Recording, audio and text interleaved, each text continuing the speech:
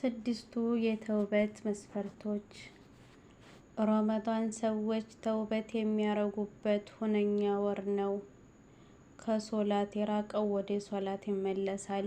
አሰላሙ አለይኩም ወራህመቱላሂ ወበረካቱሁ። ውድ የቻናል ቤተሰቦች እንዴት ናችሁ? ሰላም ናችሁ ወይ? ከኔ ጋር ሰላም ነኝ አልሐምዱሊላህ። ክርስቲያን ወገኖችም ሰላም ብያለሁ። ኬፍ ረመዳን ያዋለቀብን አላህ ኸይርን ስራችንን ያብዛልን።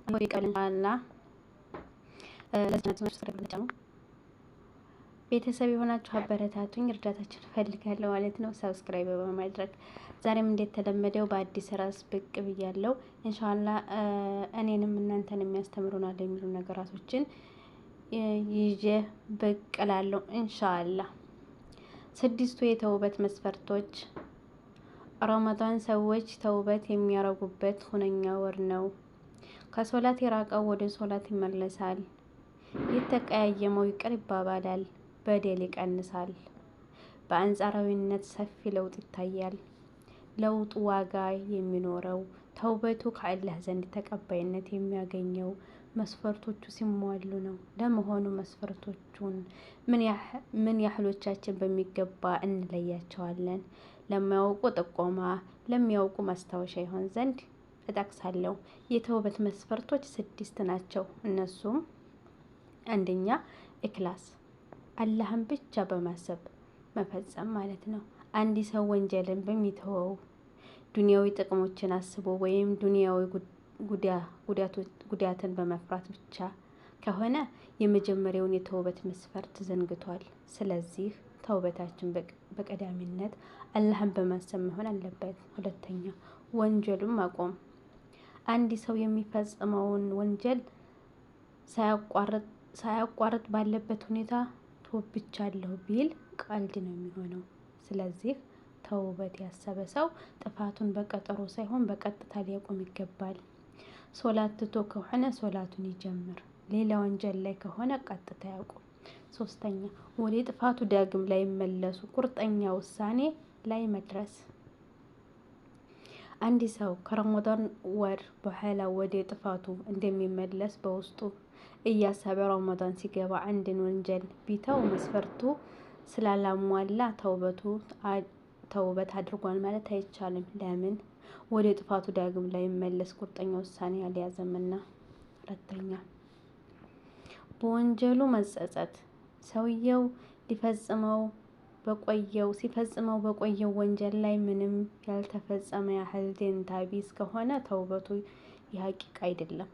ጸጸቱ ሰው ምን ይለኛል ወይም ክብር የጎደፈ በሚል ሳይሆን የጌታውን ሕግ በመጣሱ ሊሆን ይገባል። ለምሳሌ ብዙ ሰዎች ዝሙት ፈጽመው ጌታቸው ዘንድ ካለው ሂሳብ ይልቅ ዱንያ ላይ ያለው የሰው ወሬ ያስጨንቃቸው ይጸጸታሉ። እንዲህ አይነት ጸጸት የተውበት መስፈርት አላሟላም። ይልቅ ከዛሬው የበዛ ህዝብ ፊት ነገ በአሄራ መዋረድ ከመምጣቱ በፊት ትክክለኛ ጸጸት እዚሁ ልናስገኝ ይገባል። አምስተኛ ተውበቱ ወቅቱን የጠበቀ መሆን። ይህም ሞት አፋፍ ላይ ከመድረሱ በፊት እና ፀሐይ በመጥለቂያዋ ከመውጣቷ በፊት መሆን አለበት። ስድስተኛ ወንጀሉ የሰውን ሐቅ መጋፋት ከሆነ ሐቁን ሊመልሱ ወይንም ይቅርታውን ሊያገኙ ይገባል። ያን ማድረግ ካልቻለ በቂ ዱዓ ሊያደርጉለት እንዲሁም ኢስቲግፋርና ኸይር ስራ ሊያበዙ ይገባል። ጾም ማለት በሰዎች ላይ የተጣለ ቅጣት ወይም ሸክም አይደለም። ከጾም በስተጀርባ ያለው ዓላማ ባህሪን ማስተካከል፣ መንፈሳዊ ስርዓትን ማስተማር፣ የሰውን ልጅ ስሜቱንና ሰይጣን እንዳይቆጣጠሩ የአላህንም ትዕዛዝ እንዳይጥስ ተቅዋን ለመጨመር ነው። ረመዳንም ዓመታዊ ስልጠና የምናደርግበት፣ ራሳችንን በምናድስበት፣ ኃይል የምናገኝበት፣ አላህ ሱብሓነሁ ወተዓላ ያዘዘንን ለመፈጸም የሚገራልን ወር ነው። ጾም ለ30 ቀናት ራስን የሚቆጣጠሩበት፣ ከመጥፎ ስራ የሚርቁበት፣ ዓይንን የሚሰብሩበት፣ ከሐሜትና ወሬ ከማመላለስ የሚታቀቡበት፣ ጤናማ ካልሆነ ግንኙነቶች የሚርቁበት፣ አዋዋሉን የሚያሳምሩበት፣ ስንፍናና ሌሎች ስህተት ለመቆጣጠር የሚያስችል ወቅት ነው።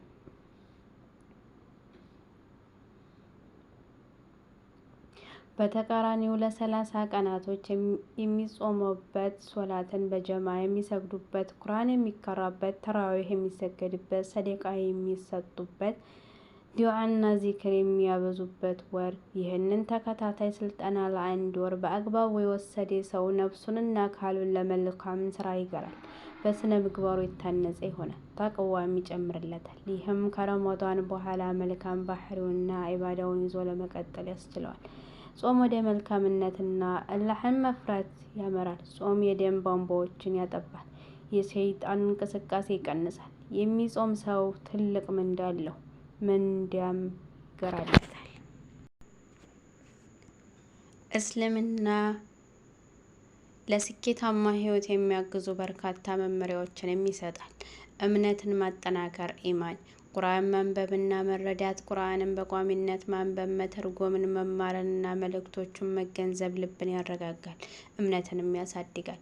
ሶላትን በጊዜው መስገድ፣ ሶላት የእምነት ማዕዘን ናትና በጊዜው ለመስገድ ትኩረት መስጠት ያስፈልጋል። ዚክር ማድረግ፣ አላህን በየጊዜው ማስታወስ፣ ለምሳሌ ሱብሃነላህ፣ አልሐምዱሊላህ፣ ላኢላሃ ኢለላህ ማለት ልብን ያጸዳል። መልካም ስራዎችን አዘውትሮ መስራት፣ በተቻለ መጠን በጎ ተግባራትን መፈጸም፣ ሰደቃ መስጠት፣ ሰዎችን መርዳት ወዘተ እምነትን ይጨምራል። እውቀትን መፈለግ ኢልም፣ የዲን እውቀትን መቅሰም፣ ስለ እስልምና መሰረታዊ እምነቶች፣ የአምልኮ ተግባራት፣ ሶላት፣ ጾም፣ ዘካ፣ ሐጅና ስነ ምግባርን መማር ግዴታ ነው። ጠቃሚ የዱንያ እውቀት መፈለግ፣ ለህይወት አስፈላጊ የሆኑ ሙያዎችን መማርና እውቀትን ማዳበር የእስልምና ትዕዛዝ ነው። ጥሩ መጽሐፎችን ማንበብ፣ የእውቀት ደረጃን ከፍ የሚያደርጉና አእምሮን የሚያዳብሩ መጽሐፎችን ማንበብ ይመከራል። ስነ ምግባርን መጠበቅ፣ አህላቅ እውነተኝነት፣ ሁልጊዜ እውነትን መናገርና ከውሸት መራቅ የእስልምና መሰረታዊ መርህ ነው። ታማኝነት፣ የሰዎችን እምነት መጠበቅና ቃላችንን መፈጸም ያስፈልጋል። ትህትና፣ በትህትና መኖርና ትዕቢትን ማስወገድ የሙስሊም መለያ ነው። ይቅር ባይነት፣ ሰዎችን ይቅር ማለትና ቂም አለመያዝ መልካም ስነ ምግባር ነው። ለወላጆች መልካም መዋል፣ ወላጆችን ማክበርና እነሱን መርዳት የእስልምና ትልቅ ትዕዛዝ ነው። ዝምድናን መቀጠል፣ የቅርብ ዘመዶችን መጎብኘትና እነሱን አለመርሳት መልካም ተግባር ነው። ከሐራም መራቅ፣ ዝሙትን መራቅ፣ ከጋብቻ በፊት ከማንኛውም አይነት የጾታ ግንኙነት መራቅ ግዴታ ነው። ሐሜትንና ሐሰትን ማስወገድ፣ ስለ ሰዎች መጥፎ ነገር መናገርና የሐሰት ወሬ ከማናፈስ መቆጠብ ያስፈልጋል። አይንን መጠበቅ፣ ሐራም የሆኑ ነገሮችን ከማየት አይንን መከልከል የልብ ንጽህናን ያረጋግጣል። ገንዘብን በሐላል መንገድ ማግኘት፣ ሐራም በሆኑ መንገዶች ገንዘብ ከማግኘት መቆጠብ ያስፈልጋል። ጋብቻን ማበረታታት፣